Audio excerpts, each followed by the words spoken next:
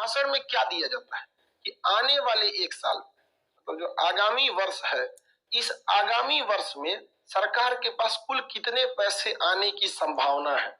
जो पैसे आते हैं उसे हम रेवेन्यू कहते हैं। सरकारी पैसे को क्या कहते हैं? रेवेन्यू कहते हैं। यानी टोटल कितना राजस्व यानी पैसे को आना है एक साल में। अमूमन आपको भी अंदाजा लग जाता होगा कि आने वाले जनवरी महीने में आपको कितने पैसे आएंगे। आप लोग के भी घर वाले कभी एडमिशन लेना पड़ता होगा, कभी आप बीमार पड़ जाते होंगे या कोई फॉर्म भरना होता होगा, तो आपके घर वाले कुछ ज्यादा पैसे भेजते हैं।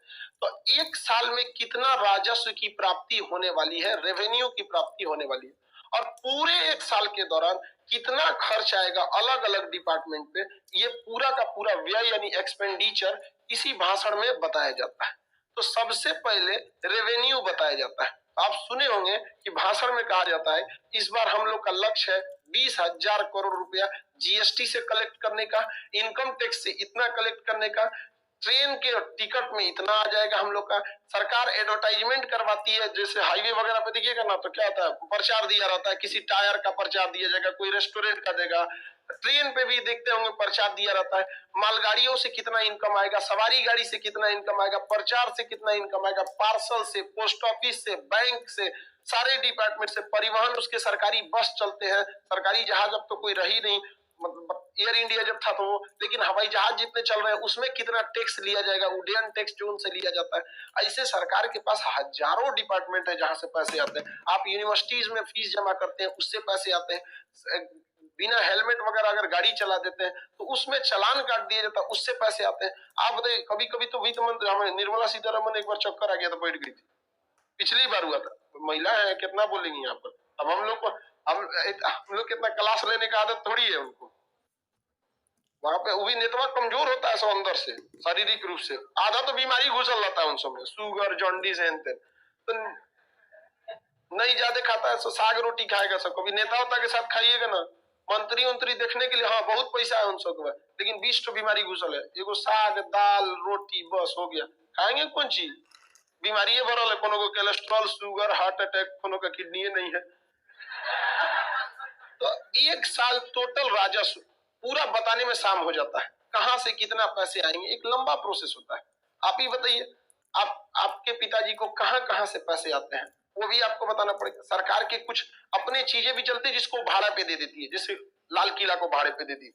बहुत सारे रेलवे स्टेशन है, वहां पे आप चाय बेचिएगा, कैंटीन बेचिएगा, तो सरकारी उस पर टोकन नंबर लिखा रहता है, लगा रहता है कि नहीं रहता है, तो उसके हिसाब से भी क्या होता है, सरकार को पैसे का पता चलता है।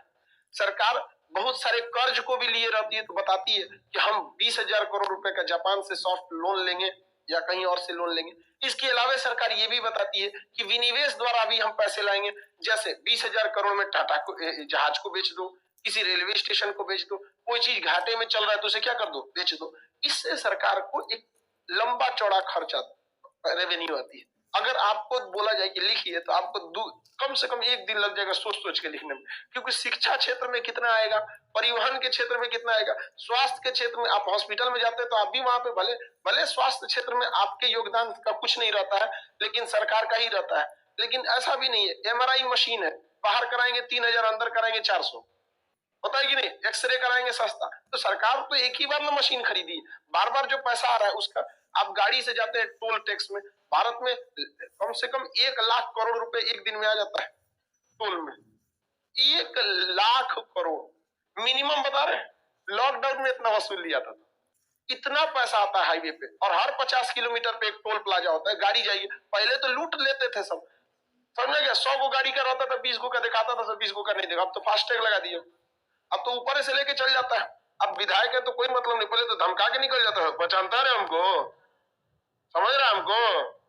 यहाँ पे ये सब चीजें, ये बिहार में ये अकड़ बहुत खराब चीज है, और आपको समझ में नहीं आता है। ये बिहार को प्रतिदिन के हिसाब से पीछे ढकेलता है, प्रतिदिन के हिसाब से। बड़ी बड़ी हमारा जितना लाइव सेटअप है ना, जितनी A to Z ऑनलाइन चीजें देख रहे हैं, ये मिश्रा जी ने लगाया है, जो बिहार की, बट वो दिल्ली में सेटअप है। कहते महाराज आप बिहार में ही ना, का बड़ी समस्या है माना, कोनो से तन दो चार आगे पीछे हो जाएगा, 2-4 दिन पैसा का लेन देन, 4 गो आके सुना देगा हो जाएगा कि नहीं, कोनो का सामान, मतलब उनका। तो ये आप लोग नेक्स्ट जनरेशन आ रहे हैं, आप थोड़ा सा शालीनता लाइए, बहुत आगे जाएंगे, बहुत ही आगे जाएंगे। कहीं से अकड़ जाइएगा, खत्म हो जाएंगे कहानी। आप अपने प्रधानमंत्री को देखिए, नरेंद्र मोदी,